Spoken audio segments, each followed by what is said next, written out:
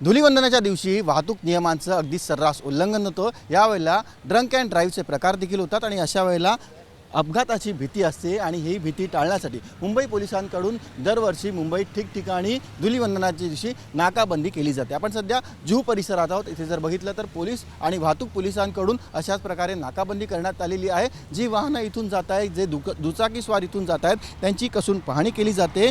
रंगपंचमीच्या दिवशी खास करून वाहतूक नियमांचं अतिशय सर्रासपणे उल्लंघन होतं। त्यामध्ये ड्रंक अँड ड्राईव्ह करून गाडी चालवणे, तसंच विना हेल्मेट गाडी चालवणे, ट्रिपल सीट गाडी चालवणे यासारखे प्रकार अगदी सर्रास होत असतात आणि यामुळे अपघाताचा देखील धोका निर्माण झालेला असतो। कुठे मुंबईत अपघात होऊ नये मोठा, म्हणून मुंबई पोलिसांकडून अशा प्रकारे खबरदारीचा उपाय घेतल्याचं आपल्याला दिसून येते। अगदी दरवर्षी अशा प्रकारची नाकाबंदी केली जाते। जुहू परिसरात आपण सध्या आहोत। आपण जर बघितलं तर इथून जाणाऱ्या सगळ्या दुचाकी स्वारांना पोलीस थांबवत आहेत। ते दारू तर प्यायले नाहीत ना याची खातरजमा केली जाते, त्यांच्या गाडीची तपासणी केली जाते, त्यांचा परवाना हा देखील तपासला जातो। त्यासोबतच ज्या चारचाकी गाड्या इकडून जात आहेत त्यांची देखील पाहणी केली जाते, गाडीची तपासणी होते, वाहन चालकांचा परवाना इथे पोलिसांकडून तपासला जातोय।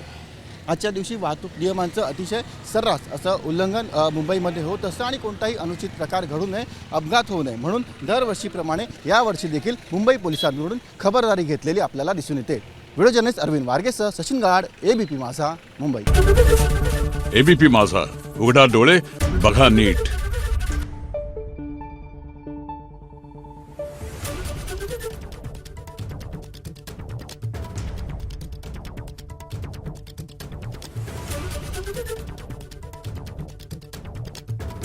Thank you.